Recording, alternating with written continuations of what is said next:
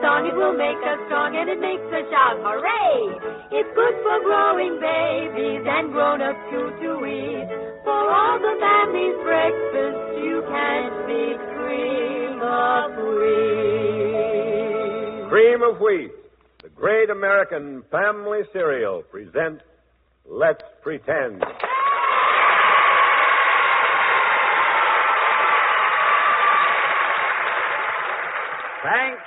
Thank you for that nice welcome, audience. How is everything? Pretty hot is right. Gwen, Sybil, can you suggest anything to cool us off? Such as sending a chill down your spine? Well, could be. Well, just a minute, Uncle Bill. Say, pretenders, do you stare easily? No! All right. Then it's the story of the youth who learned to shiver and shake. Oh, I remember that one. It's about a fellow who just simply wasn't afraid of anything. That's right, Uncle Bill. And that's a great way to be, isn't it? Yes, Sybil, it is.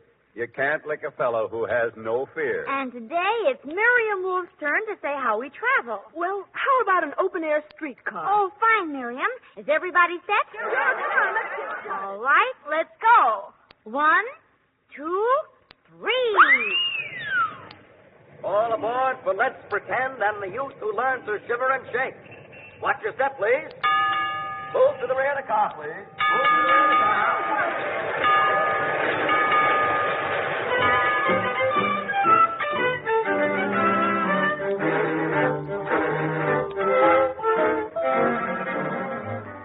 Once upon a time, in the kingdom of mystery, there was a lad who was not afraid of anything.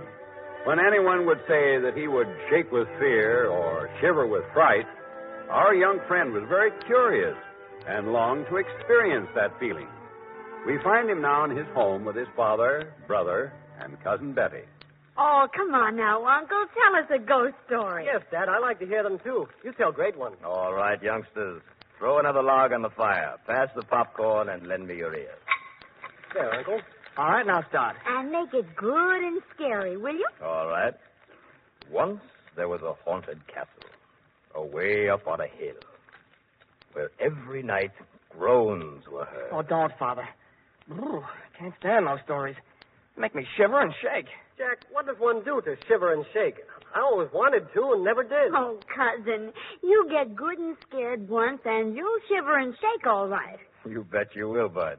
Oh, we're out of cider. Jack, go down to the cellar and get some. Down in that black cellar with all those creaks and rattles alone? Huh? No, sir, not me. It gives me the creeps. Have the creeps anything to do with the shiver and shake, Jack? Go down there and listen to those moans, and you'll know. All right, give me the picture. I want to understand this shake-up business better. He's a funny fellow, Uncle. Wasn't he ever scared in all his life? Didn't he ever shake with fear? Never. He's too dumb to be afraid, that's one. Come in. Good evening. Hello, Sexton. Come in. Have some popcorn and cider with us. Thanks. Hello, Miss Betty. Good evening. How are you, Jack? All right, thanks. Here, take this chair, Sexton. Thank you. I dropped in to see if you could tell me where I could find a good, strong, husky boy to help me around the burying yard. Well, how about you, Jack? You're not working now. In a graveyard?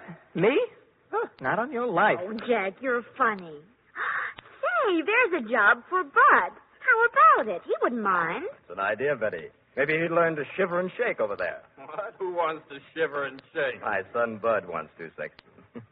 It seems that is to be his highest ambition. Oh, well, I'm sure I can fix that all right. Great. Say, Dad, let's teach him a lesson. Sexton, we'll plan to give him a good scare. Now, will you help us? I'll do more than that. Let him come to work for me, and his ambitions will be realized. Here he comes. Well, Bud, anything in the cellar? Yes, there's some moans down there, but I found out it was just the window swinging in the wind, so I oiled the hinges, and it's all right. Bud, the sexton wants a fellow to help him at the church. Doing what? Oh, digging graves, keeping spooks out of the church, ringing the bells through the night when someone has died. Sure, I'll go. I need a job. When do I start? Right away. All right? All right, I'll go over now. What do I do? Well, first go into the church and see if there are any ghosts around. Uh-huh. What do they look like? Oh, they'll be all in white with great black staring holes in their heads for eyes. All right. What'll I do with them? Kick them out. We don't allow any ghosts in the church. Oh, those are your orders, eh? Those are my orders. That's all I need to know. See you later, folks. Well, that doesn't look as if he'd learned to shiver and shake. What a boy he is. It looks doubtful, doesn't it? Not with what I have in mind. Come along with me. I'll tell you my plans as we go.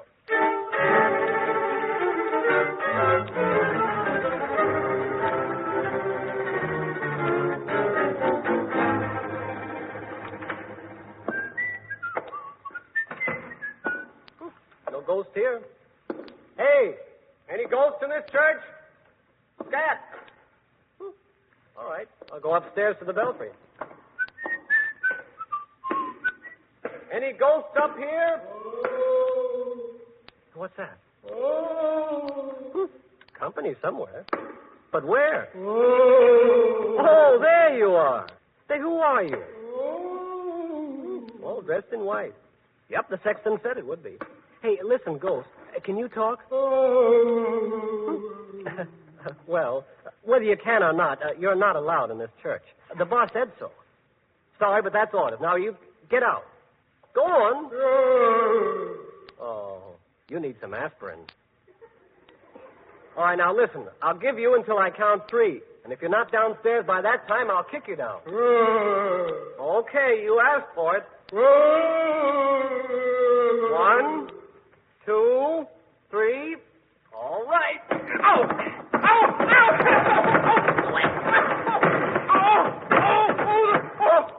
Oh, my leg, it's broken. What? You kicked him all the way downstairs, you fool. It's the sexton. Oh, my leg. The sexton? Well, I didn't recognize him with that shield over him. Oh, of course it is. You've probably broken his leg. Oh, I know who it was. Why didn't he answer? What's he doing all wrapped up in white? And why are all of you hiding in this corridor? Trying to teach you to shiver and shake, you idiot. Now I can bear no more. You get out and make your old living and don't come back until you have some sense. Yes, a fine lot of help you've been to me. Oh, my leg. All right, Father. I'll go. And I won't come back until I know what it means to shiver and shake. I'm sorry, Sexton. I only obeyed your orders. Goodbye. Goodbye and good riddance.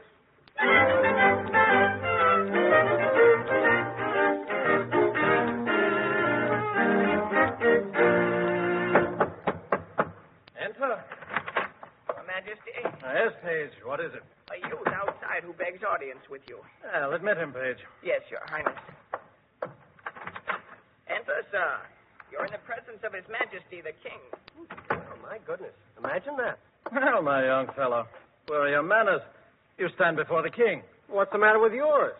Why don't you ask me to sit down? How dare you say such a thing to... Oh, Father, don't be angry. Uh. After all, it isn't every day you find a fellow with enough courage to speak like that to you.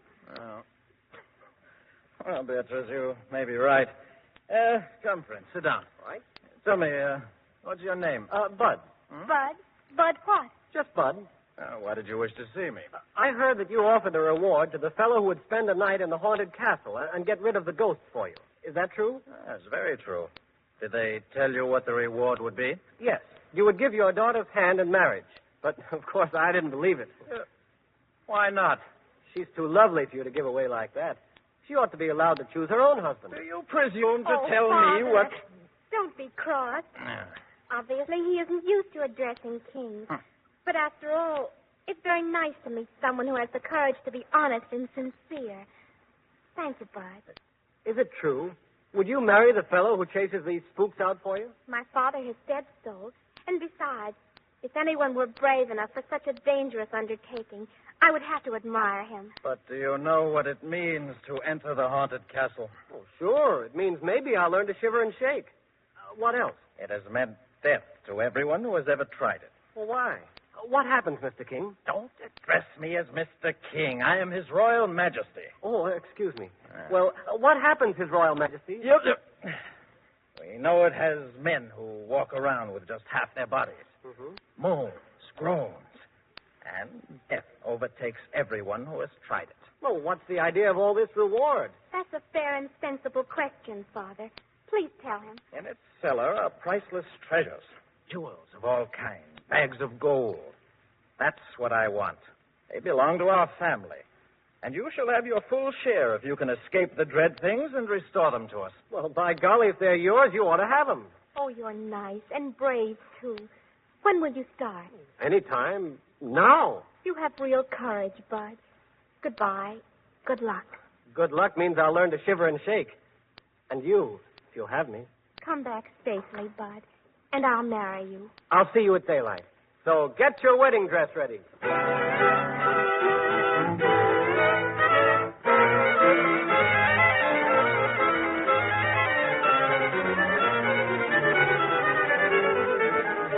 So far, our hero, Bud, the boy who has never known what it is to be afraid, hasn't been scared worth a cent.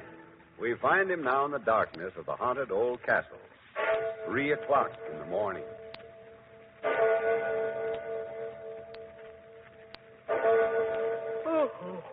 Well, come on, you spooks and ghosts. Do your stuff. I'm tired. Oh, this bed looks good. Oh, what's that? Sounds like a moan. Oh, well, I'm too sleepy for company. Hey there. What kind of a bed is this? Well, sick 'em. If you want to gallop all over this castle, go chase yourself. Bump all over the place if you want to. I'm sleeping on the floor.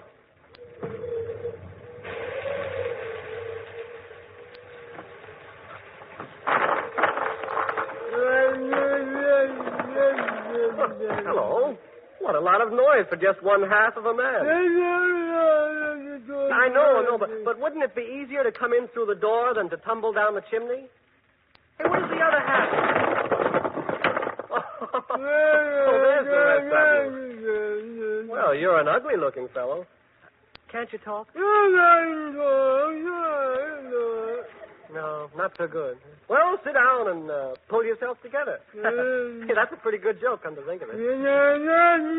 Hey, don't try to shove me off this chair. Get one of your own. Oh, you won't, eh? Well, then maybe this will teach you better manners. All right, do what you're told after this. Well, here's some more of your, what do you call them, half-brothers? Another good joke. Well, come on in, boys, and get together. Hey, what's all this you've got in your hand? Well, that looks like a human thigh bone, eh? And a skull.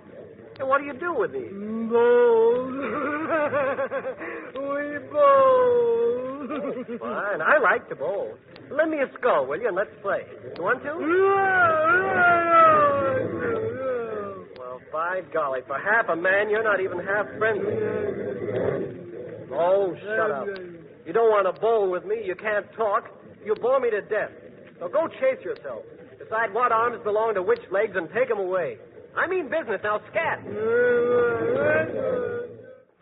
Oh, rats. Nearly daylight and not one shiver or shake yet. More company. And all of them with a stomachache. Well, come on in, whoever you are. Hello. Who are you? I am the ruler of this castle. Well, you'd better clean it up. It's terribly dirty. Oh, pick up your beard, old man. It's trailing on the floor.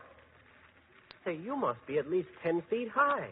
I am. Quite a man, I'd say. Quite a man. No man lives to go out of here. Tonight you die. Yeah? Who says so? I do. And my word is law. Well, maybe here, but not where I come from. Why, I could crush you with one finger. Don't try it, my friend. I don't crush easily. I can break this anvil in two and never know I've done it. So can I. You can? Show me. All right. Let me have that axe you carry, will you? Come on over close, Grandpa, so you can see. All right. Go ahead. Right. 1, 2, 3. Oh! You've caught my beard in the anvil. That's what I intended to do. Oh, let me go. Oh, release me. If you're the boss of this castle, tell me where the gold is hidden. Tell me how to rid the place of all the ghosts and goblins. Tell me, and then I'll let you go. I'll never tell you. Never. All right, then. Stay there. And be eaten alive by that two-headed snake I see crawling toward you. Let me go. That snake is my oldest enemy. They would crush the life out of me. I'll tell you, let me go. All right, but make it quick. It's about time for the rooster to crow, and I want to know before that happens. Oh, wait a minute. I'll kill your friend, Mr. Pipin, before we go. There. He's out of the way. Now I'll release you. But don't forget your promise. Lead the way to the goal and no tricks. I still have the axe.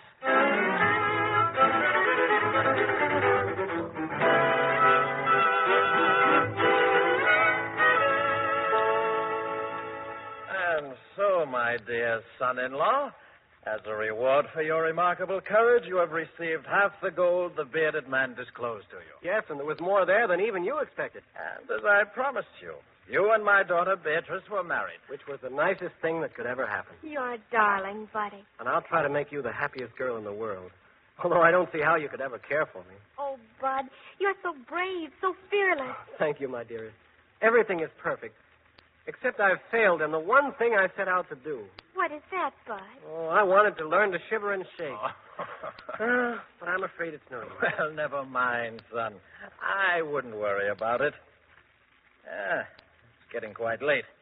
I think we'd all better say good night. All right. Oh, Bud, I want to have just a word with my father. Good night, my dear. Well, good night. Good night, Papa Highness. What? How's that? I'm learning to address royalty. Papa Highness. All right. Good night. Father, I don't want Bud to hear this. Ellen. Yes, Your Highness? Have you the pail of ice water?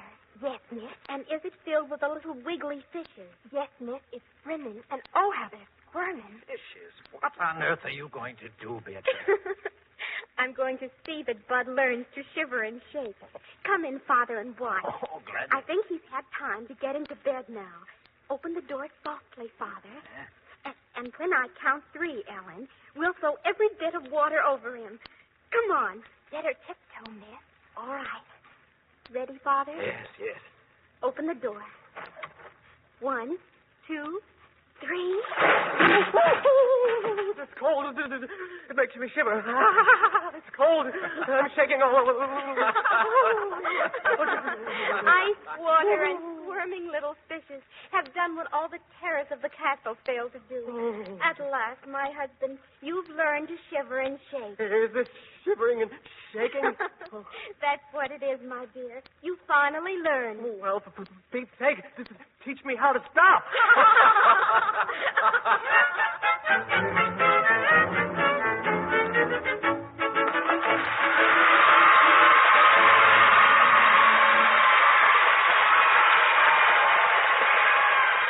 The pretenders for today were Sybil Trent. Bud, who learned to shiver and shake, Arthur Anderson. his father, Bob Reddick. his brother, Jack Grimes. his cousin Betty, Gwen Davies, the sexton, Don Hughes. the king, Albert Alley. his daughter Beatrice, Betty Jane her Tyler, maid Ellen, Sandra Barkin. the old man of the dungeon, Michael O'Day. the voice of the half-man. Miriam Wolfe. Original music was composed and conducted by Maurice Brown. Let's Pretend is dramatized and directed by Nila Mack. If you live in or near New York and you'd like to see a broadcast of Let's Pretend, drop a postcard to Cream of Wheat, CBS, New York, for your free ticket. This is Bill Adams saying, remember to eat Cream of Wheat, the great American family cereal. This is CBS, the Columbia Broadcasting System.